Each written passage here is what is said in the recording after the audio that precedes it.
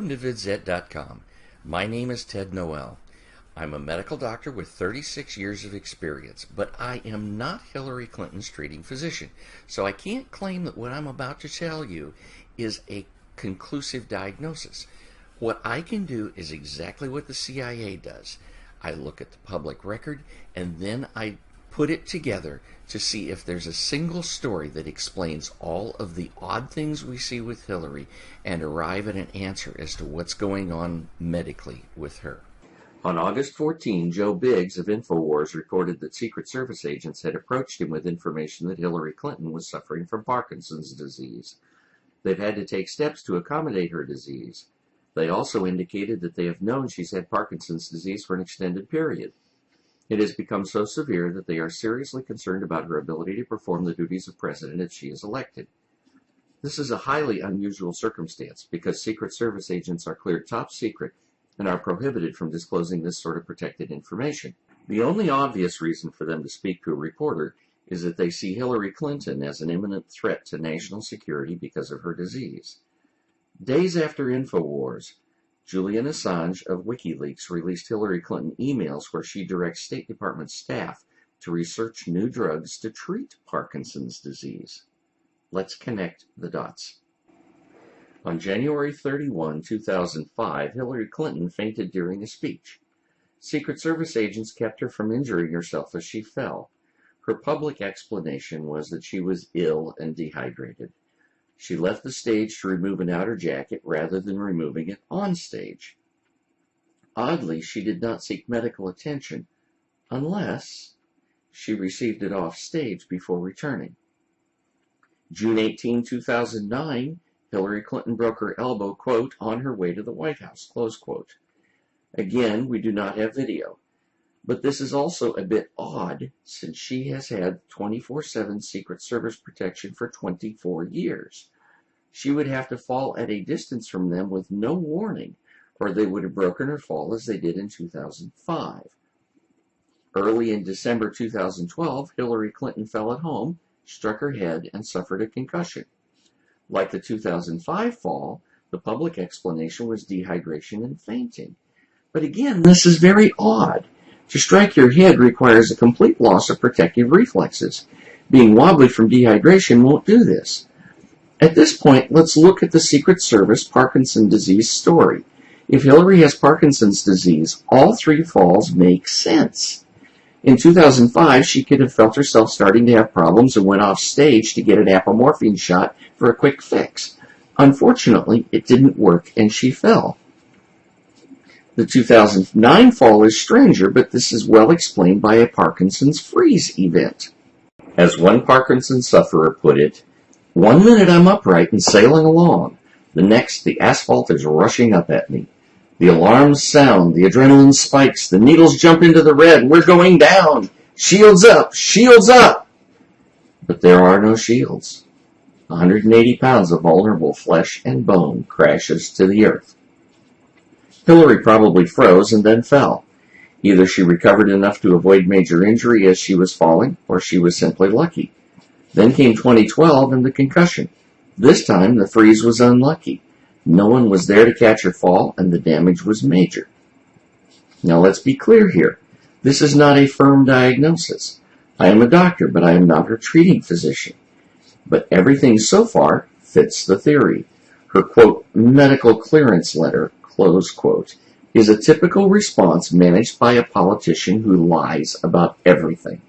She has not released any records, whatever, from the hospitals where she was treated. In other words, Hillary Clinton is asking us to take her word for it. A month after the fall, Hillary's closest aide, Huma Abedin, said in an email that Hillary was often confused. That's not a big surprise because Hillary had a bad concussion and was recovering from her closed head injury. The Fresnel glasses Hillary wore for a while aren't a big deal either, since they were helping with the double vision she had after the concussion. But we should remember that our theory is that the concussion is the result of a bigger neurological problem, not the cause of a continuing problem. Post-concussion syndromes generally recover. A post-concussion syndrome doesn't explain the other things we see. Early in 2016, Hillary's problems started to be really obvious. Videos of odd physical movements and brain freezes became common. This is consistent with progression of Parkinson's disease into its later and more troublesome stages. The first picture to surface is Hillary being helped up a set of porch steps in February. Once again, if she froze while climbing the steps, the people right next to her could catch her and keep her from injury. Suddenly, we start seeing lots of video evidence. In April, Hillary Clinton spent a large part of an appearance nodding her head. To most people, that was just odd. But if we think about Parkinson's disease, it's obvious. This is a head nodding tremor. She was simply present as discussion went on around her, and the tremor showed up as she was at rest. The same tremor showed up when Bernie Sanders endorsed her for president. One website counted over 400 nods then. Before we go further, it's necessary to fill in some medical background. Parkinson's disease causes tremors at rest. That is, when a hand is simply resting, the tremor can take over, but using the hand in a purposeful act will suppress the tremor. Other things that Parkinson's sufferers often do is to place their hands in unnatural and even painful positions. One very common feature is placing the middle finger above the back of the index finger rather than leaving it in line with the others. On May 2, Hillary Clinton is standing on a stage without a lectern. As she speaks, she uses two techniques to hide tremors in her hands.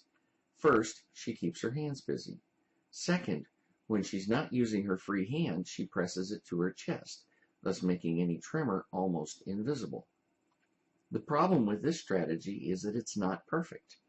In the beginning, Hillary's right hand behaves normally as she waves it around to emphasize her speech. Then she presses it to her chest briefly. Then she gestures again with her right hand.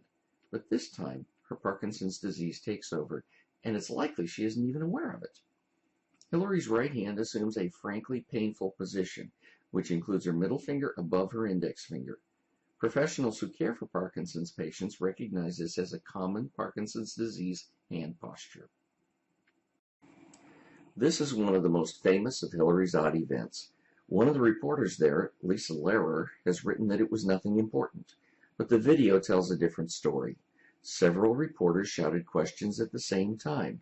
Immediately, Hillary's head started to bob in an exaggerated manner, slowed down, and then repeated bobbing. After that, she ad-libbed, "You've got to try the iced chai." Several websites have called this a seizure. It's not. It's another Parkinson's disease problem, but this time it's from the treatment, not the disease. It's an example of Parkinson's disease levodopa-induced dyskinesia, or PD-LID. There's only one basic medicine that's effective in managing Parkinson's disease.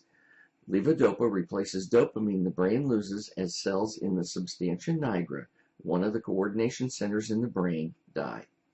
Levodopa generally works well, but not all of the time. A freeze can happen randomly with a visual stimulus or in a moment of stress. In this case, multiple questions at the same time created stress, and when Hillary froze, PD-LID took over. PD-LID causes odd motions such as Hillary's exaggerated head movements. It doesn't cause loss of consciousness, so she was able to recover verbally. PD-LID happens to every Parkinson's disease sufferer who has been on levodopa for more than 10 years. It's a side effect of the drug, and there is no effective treatment. This is why Hillary Clinton refuses to do news conferences. The stress of multiple questions at once would likely set off multiple PD-LID and freezing events. She would instantly become unelectable. All of us are familiar with Michael J. Fox. On the left, we see him in Back to the Future. On the right, we see him off his meds, showing the full fury of Parkinson's disease. Notice his eyes.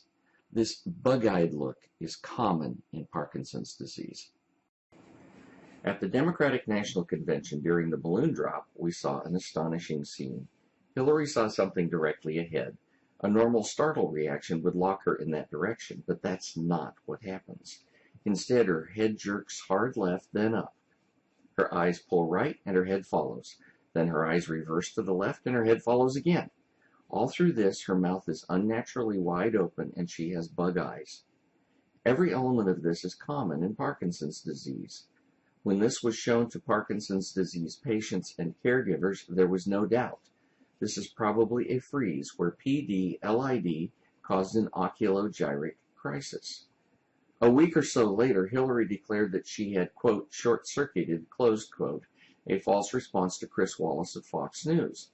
That's a very strange comment, since the term short circuit is not in slang usage. But it is used to describe what's going on in the brain of Parkinson's patients. It's likely that Hillary heard it in a visit to her doctor and simply repeated it uncritically, not realizing that she was revealing another view into her Parkinson's disease.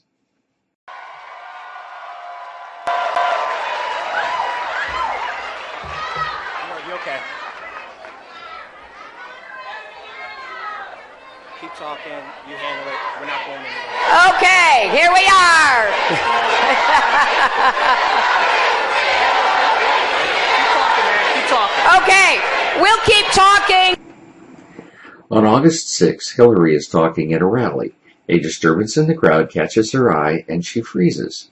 An aide comes to her and rubs her back while saying, "It's okay, we're still here, keep talking." When she comes out of the freeze, she says, "It's okay, we're not going anywhere, we'll keep talking." When a Parkinson's sufferer is in a freeze, brain function slows way down. That limits the options when the freeze breaks. So Hillary echoes what she heard during the freeze as a way to get her brain back up to speed. It's another common Parkinson's event. This is one of many coughing fits we see. Hillary doesn't have bronchitis. Rather, this is evidence of a swallowing disorder, which is common in Parkinson's disease. When Parkinson's sufferers develop swallowing disorders, they get saliva or food on their vocal cords. All of us have gotten a drop down the wrong way and know how persistent the cough can be. As this progresses, fluids go down into the lungs and ultimately cause pneumonia. This aspiration pneumonia is the most common cause of death in Parkinson's disease. In 2011, Hillary and Huma Abedin discussed the possibility that Hillary might have decision fatigue. Hillary called the description of decision fatigue as spooky descriptive. Fatigue is a common problem in Parkinson's disease and is also a common side effect of levodopa. What does this all mean? First, Hillary Clinton has advanced Parkinson's disease. Even with the best treatment in the world, she can't hide her tremors, weakness, and PD-LID. At this stage of things, she has very limited stamina. This explains why she does so few campaign appearances. We don't see her climbing steps, and she's incapable of handling sudden visual stimuli or stress. This is why she won't do press conferences. Multiple reporters shouting questions are likely to cause more bizarre tremors and dyskinesia. Second, Hillary Clinton is incapable of handling the daily stresses of the presidency. She would have frequent freezes and off states. The 3 a.m. phone call would simply go unanswered. By the way, is that what happened during the Benghazi attack? Third, as Parkinson's disease advances, it often produces dementia. Our president must always be strong and clear-headed. If she is not doing the job, then who will? Will it be Huma Abedin, who has been associated with Muslim causes and directly involved in the Clinton Foundation corruption? Will it be Bill Clinton, who is at the center of the Clinton Foundation corruption? Remember, President Woodrow Wilson had a stroke in 1919 and was largely incapacitated. The only people with regular contact were his wife and his physician. It appears that they may have acted in his name, but without proper authority. Or will Vice President Tim Kaine take over? Of course, then the Clintons would lose their juice. Let's sum this up. The video evidence is solid. Hillary Clinton, in spite of the best efforts of her handlers and doctors, shows strong evidence of having advanced Parkinson's disease. This debilitating condition makes her medically unfit for any position of responsibility. Since the presidency is one of the most responsible positions in the world, she is totally unfit for it. Let us not confuse medical and political issues here. I'm firmly opposed to Hillary Clinton on political and moral grounds, but this discussion has been about her medical condition.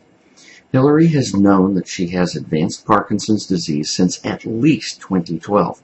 She also knows that it makes her unable to do the job required of a president. It is also likely that the Democratic National Committee is aware of this, yet Hillary and all of her cronies have moved forward with her candidacy. This tells us that Hillary and the DNC simply do not care about America. If they did, they would never have Hillary on any ballot. It must be just like the Clinton Foundation. As long as the Clintons are where the deals are made, that's all they care about. Any deal that crosses their palm creates a personal profit. And where are more deals made than the office of the president? There's far too much on the line for Hillary's medical records to stay hidden. The public has a right to know about her health before the 3 a.m. phone call goes to voicemail. Thank you.